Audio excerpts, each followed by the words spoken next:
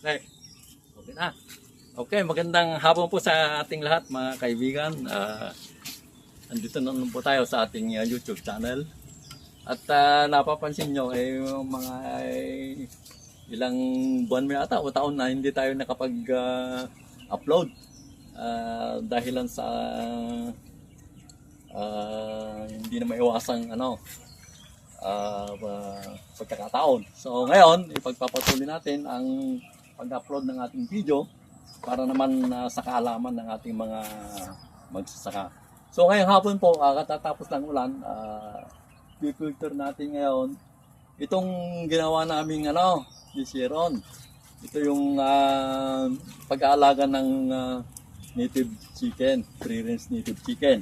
Kasi dito sa likod ng bahay, meron ako dito na more or less mga kung susumahin lahat ito, pati yung sa kabila, more or less mga 4,000 square meters. So ito, napag-decide namin ng kasama ko dito na mag-alaga kami ng native free-range chicken. So bago na pala tingnan natin itong, kasi ito nag-umpisa lang tayo nung almost 4 months ago. Way back March ata or April. March, so almost 4 months, 3 to 4 months. So ito na ngayon at medyo nakahiligan na natin at ito yung magandang libangan. So introduce ko nga pala yung kasama natin dito. Ulit Doc ha? Ha? Introduce ko nga pala yung kasama namin dito na nag-aalaga. Si Juliet, siya ang partner ko dito, nag-aalaga kami. Kahit sa gabi, pupunta kami dito, papainom ng tubig, papakain, at okay naman. And then sa madaling araw, dito kami at yun nga, naalagaan namin. At saka may kasama pala ako dito, si Junior. Halika dito, Junior. Ito yung naanak ko sa kasal. Sa lahat ang gumawa nitong bahay nito. Ito yung mga ilang linggo mong ginawa ito, Junior. Almost yata, 2 o 3 linggo kung bahay ng ng manok.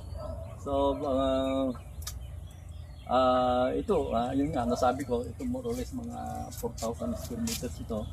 Pero at the moment, ito muna ang utilize natin. Itong banda rito, mga almost 600 square meters muna, and then later, pag marami na, utilize natin yung ibang area doon. Ito makita natin, napakaganda. Kasi may mga tanim naman, mango, mga papaya. Talagang conducive for raising native chicken. Dito. Ito yung mga itlog. Actually, nag-start kami sa 16 na 14 yata yung binili natin. Doon sa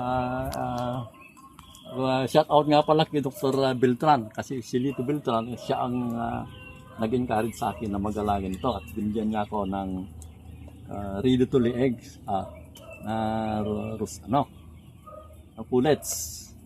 So ngayon ito na yung mga na-harvest namin. Kaka-harvest yata tayo ng mga about 10 to 15 na itlog. Marami na rin. Ito mga 2-3 araw yata na ito. Nagbebenta na rin siya. At yung iba naman namin pinapapisa namin at makikita natin mamaya doon yung mga sisiw. So ito yung mga i-explain ko mamaya kung yung ginagamit natin dito. So for the meantime, siguro bisitahin muna natin itong mga kulungan. So ito, ayun na sila, Sharon. Actually, ang breed nito is yung black Australorp. Australian yata ito, Australorp. So makikita mo. Yun yun, tinan mo nga, pakita mo yung yun, ang rooster, tandang, yun. Yan. Galing kay Dr. Beltran ito. Si Lito Beltran. Ayan bali 2 yung kinuha namin dito. Inilagay namin dyan. Ito sila Pakita mo yung ito yung kulungan nila. So ito ang ginawa namin,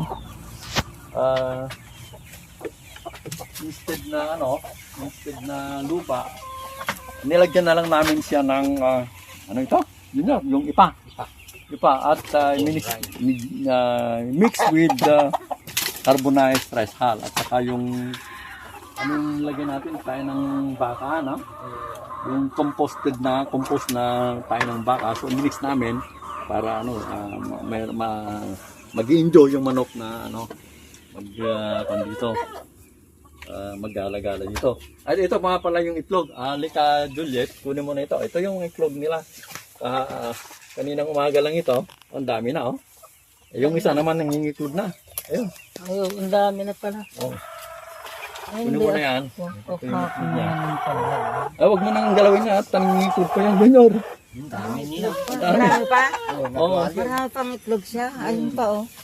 Hindi kasi kami kumuha kahapon, so naipon na yan. Ayan. Ay, nisturbo mo yan mamaya ano. Kung minsan nagkakalat-kalat galing yung itlog. Meron pa doon, oh, sa ilalim noon. Yan. So, ito yung setup na ito talaga ay low cost. Hindi naman ito si Ron, hindi expensive na kagaya ng nakikita natin.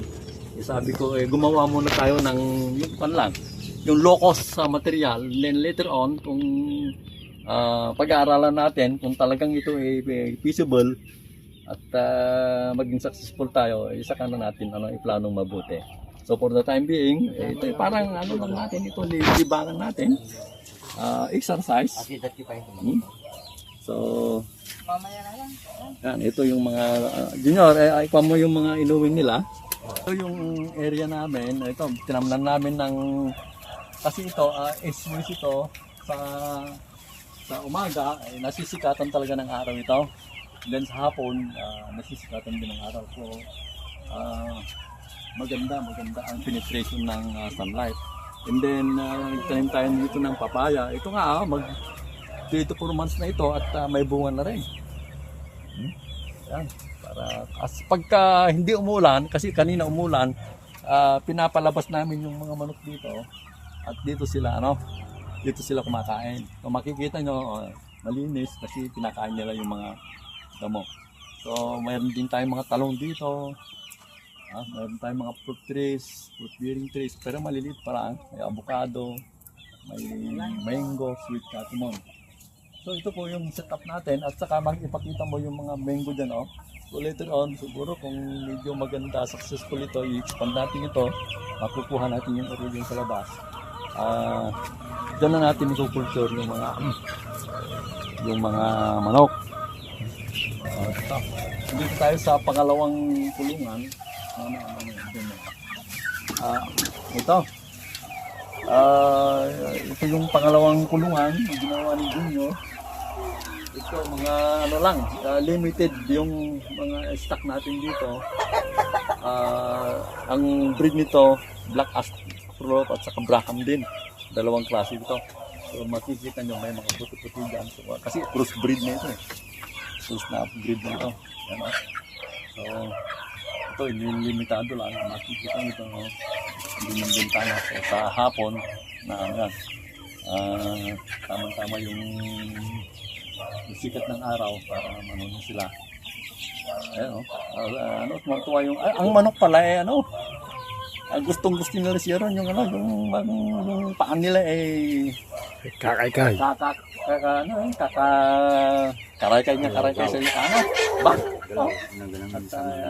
Very healthy sila kasi nag-i-enjoy sila. So far wala pa naman akong na-obserban na sakit. And then ito magkano lang ito, more than 1 month yata. So ito mga 15 yata ito. And then ito mga ito yung 1 month old pa. Mamaya papakainin natin. Napakatakaw nito. Yan.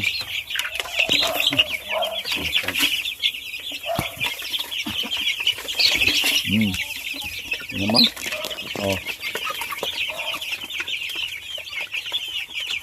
Parang stress reliever ito eh. Ayun. Pero, pag nagpapakain kayo, very healthy sila.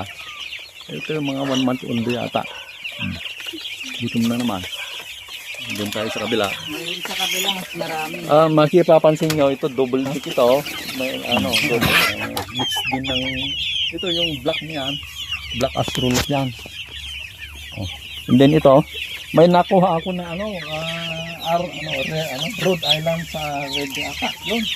Sa isang kaibigan at dito nga, iniipon ko dito. Ayun sa Chiron ito.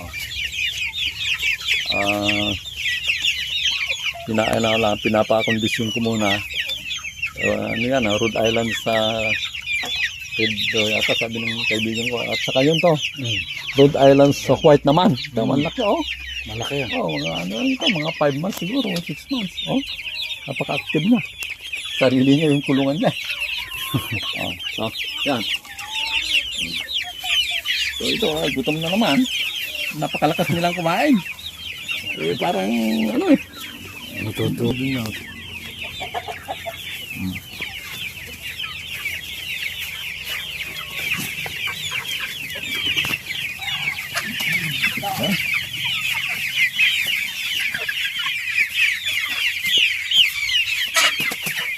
Kaya naman sila, Was ka lang ganak ha? actually, itong fish na ito, yung pinapakain natin, ito, Integra 2.5 ito. Integra 2.5, tapos nilagyan ko ng mais, yung giniling na mais, at saka konting palay. Saka yung, anong tawag dito? Yung tuyo ba sa Ilocano ba? Sa kano yun? Yung Soya? hindi. Yung rice bran. Rice bran. Nilagyan ko rin. Saka corn bran. Pinaghalo-halo ko na yan. Yan sila. Gutom na gutom. Buka lang. Ganyan.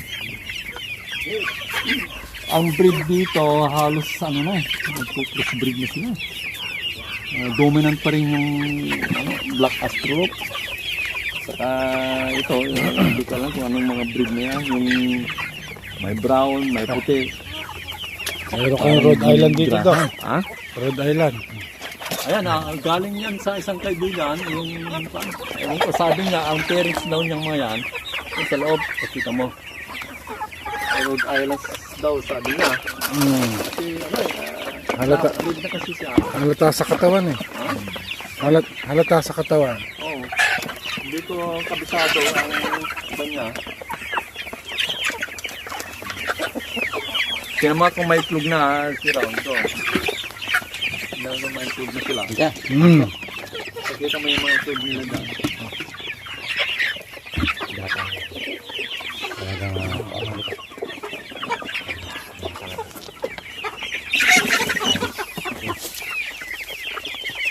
Ito, ano na ito? Almost 70 days na rin ito. Mula nung sisiw siya na kinuha ko, pinaano namin ito, pina-incubate namin sa incubator. Lahat ng itlog nito galing si Dr. Beltran, si Lito Beltran. Yan o. So makikita mo talagang prolific, malakas silang kumain. So siguro tatanungin kung ano yung mga ginagamit natin yung kids dito. Yun nga, pinaghalo-halo ko lang. More on 70% siguro. 50 to 70% yung may protein, yung Integra. Integra Bio... Ano ba yan? Integra. Bio 2,500. Ipapakita natin din mamaya. At saka ito si Ram, ipakita mo. Pagka hindi umuulan, dito natin sila, huwag mo mabuksan na kasi umulan eh. Delikado yan.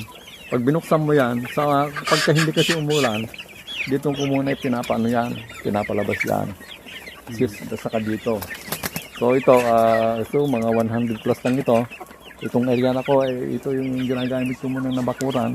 Siguro mga 600 square meters ito. So good for 600 na na manok. pullets.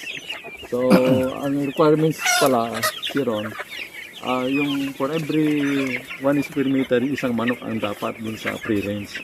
So ito, it can accommodate about, mga, kung 600 square meters, 600 din. 600 din ang ma-accommodate nito.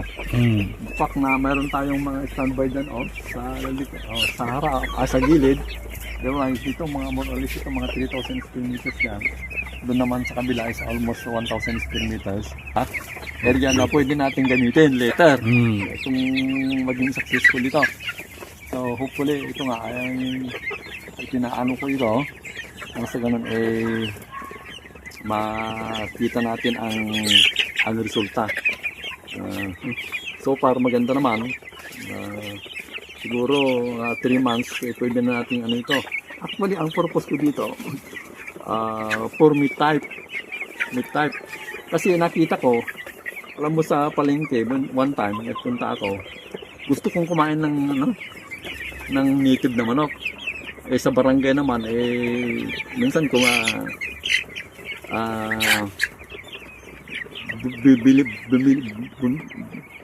bumili ako ng isang pullets. Alam mo ang bayad? Wala pang 1.5 kilos at 500 ang sinisingil sa akin. So sabi ko, bakit napakamahal?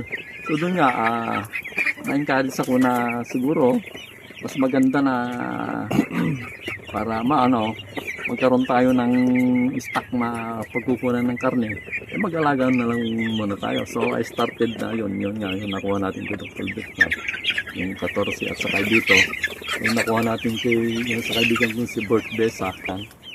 Hindi ko alam kung anong breed yan. Sabi niya, yan Rhode Islands yung Paris niya, nakuha daw niya sa DA. So, yun, nag-start. So, sabi ko, hopefully, kung ito, maging successful tayo, pwede natin expand dito. At alam mo, ang demand ng manok, yung native chicken, napakataas. Saan ka pumunta ng palengke? Makikita ka ba ng native chicken? Wala. Sa kamiling, wala kang makita. Kung mayroon man, bibihira lang. So hopefully ito, gagawin natin meat type. Yung iba siguro, kung gustong mag-alaga din, isisertin natin for breeding. Pero napakahirap kasi pagka for breeding, kasi kaya nga nakita mo yung itubig doon kanina, napakarami. Meron na rin at hindi natin kayang ubusin sa isang araw yun. Kahit araw-araw tayong mag-ulam ng itlog, hindi natin maubos yan. So saan ang market natin ng itlog? So yung pong interesado dito siguro pwedeng isipin natin. So ito yung natin. Project natin yon. Araw-araw kasi 2 beses, 3 beses sa isang linggo sinapakain natin sila. Ito yung dahon ng papaya. Itong dahon ng papaya napakaganda pala ito sa digestive system ng manok. Kasi meron itong enzymes na katulong sa pagkain sa bituka ng manok. Ipakainin natin. Sige daw. Pakainin natin ito. Gusto nila yan. Yan. Yung ipil-ipil napakataas ang protein content nan. Parang pang himagas nila. Yung isa. Yung isa marami. Pakainin natin.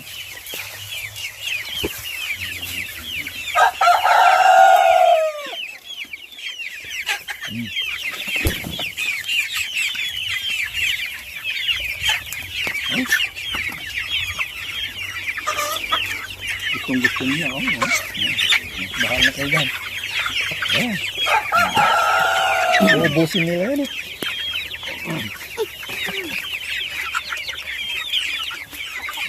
Matipid, Dok. Oo. Magiging matipid pa rin kung hindi mo na kailangan din ng ilang... Actually, yung mga dahon-dahon dyan, yung kuminsan, yung malunggay, dahon ng malunggay, ilagay mo lang dyan, nauubos nila. Oh, malunggay, dahon ng papaya, ano pa ba yung andyan? Ipil-ipil. Yung Madrid de Agua ko, maliliit pa lang sila, so hindi pa natin sila pwedeng pakainin. Maliliit pa lang yan. Pero Dok, sa ano daw po, based po sa inyong mga nagiging discussion, sa kung siya ay iluluto, anong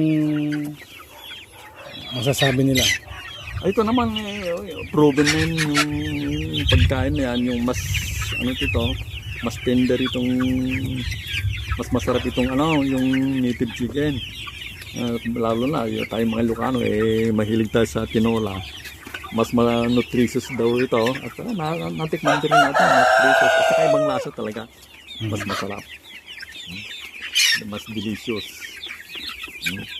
So, ito nga, So, siguro, mga ilang linggo pa, pwede nating sampulan ito. Balasang. Yan ako lang.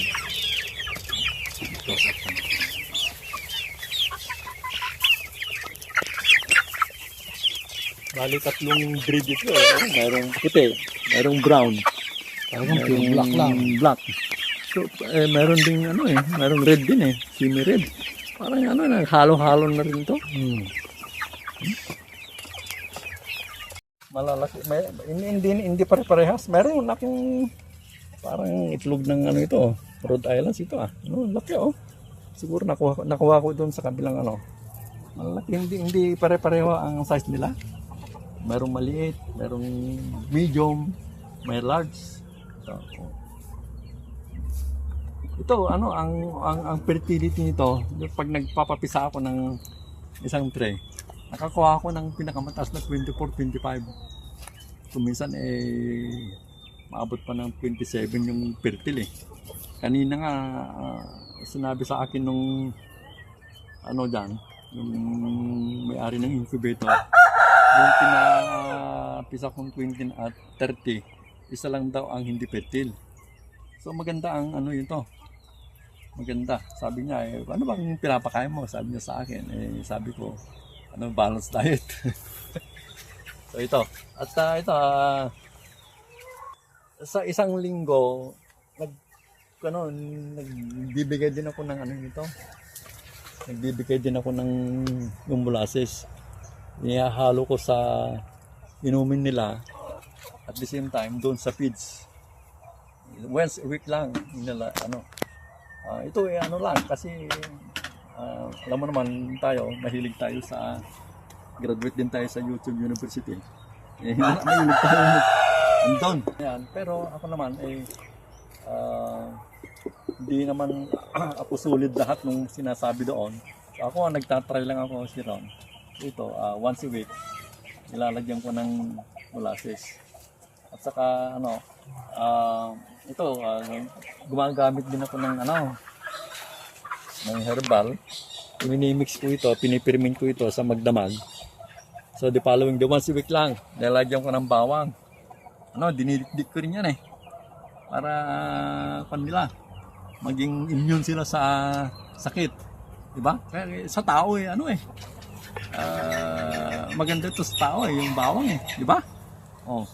So, para makas yung resistance ng manok, ginagamitan ko at nilalagyan ko ng sili. Ito, sili Inihahalo ko yan once a week lang. Kasi pagka madalas naman, alam mo, yung unang tikim nila ng bawang, ayaw nila yung tubig. So later, nag-a-adjust. So ngayon, gustong-gusto na nila. Actually, ito nga yung housing nito, mga rita-ritaso lang. Ito nga yung unang ginawa namin. Sabi ko, Junior, mag-try nga tamo na tayo, Kako. Ito yung unang ginawa namin, yung first week. Ito yung unang ginawa namin. Yung mga rita-ritaso dyan, sa likod ng bahay, mga net, ginawa namin. So, nakita ko na maganda. So, sabi ko, dugtungan natin, Kako. Ayun, hanggang sa ngayon, more or less, mga nito. Pati yung mga sisiw marulis, mga less than 300 na siguro ito. Pati yung malalaki. Ginawa ko ito para sa mga sisiw pagka pag 1 month old, pagka medyo 2 weeks na ilalagay na natin dito, and then after mga 30 to 40 days siguro dito natin lalagay. Pagka ready na sila na ilagay dun sa labas, lalagay na natin sila. Dalawa ito eh. Then ito, pakita mo yan.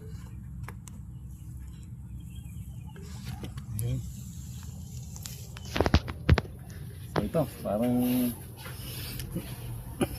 ano sila? Mabilis pa rin dumami, Dok. Mabilis dumami yan ang manok, kaya lang mabilis din maubos yung pera nila. Yung mga pinapakain nating feeds. Ha? Meron tayo dito na mais, corn. Yan. Corn grits. Diba? Yan. Ito yung integra.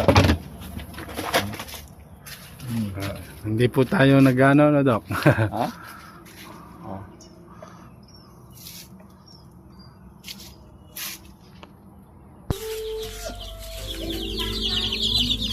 Oh. Magaganda, Dok. Ito, July 10 ito, nung napisa. Mag-8 days na sila.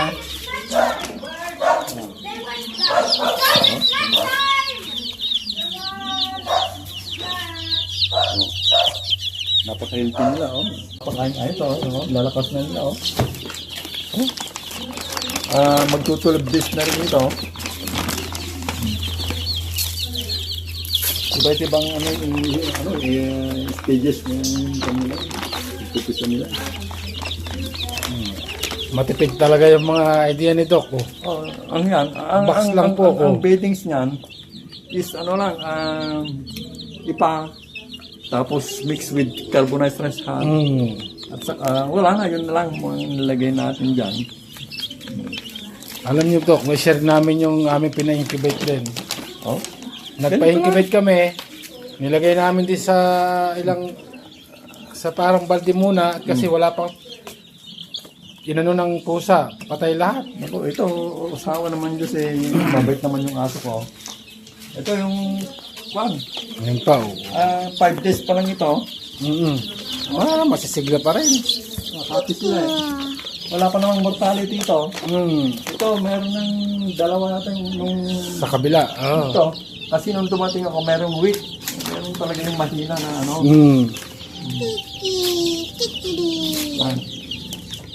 Ang sikreto niyan sa pag-alaga kasi ng sisiw, may sikreto din yan. Alam mo si Ron, yung first 1 week ng sisiw, pagka hindi mo alam ang sikreto niyan, nako, halos kalahati ang mamamatay. The following day, mayroon na naman. Ganun ang nangyari sa akin. Sabi ko, nag-isip-isip ako eh. Hindi ko muna sasabihin dito, baka mamaya gayahin nila eh. Mayroon talagang sikreto yan na talagang nilalagay din sa inumin nila. Ganyan.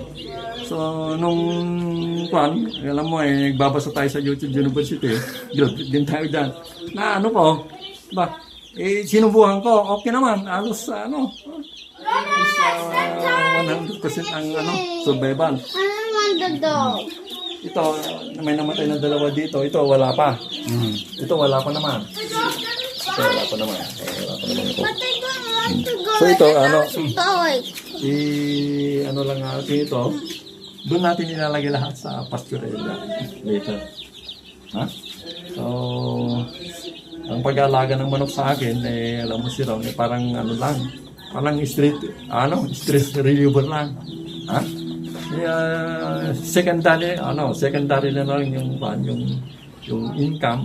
Unang-una, magkaroon tayo ng supply ng karne ng manok kung gusto natin. Yan, meron tayong hito doon, meron tayong tilapia, May gulay. tayo. So, wala tayong hahanapin dyan.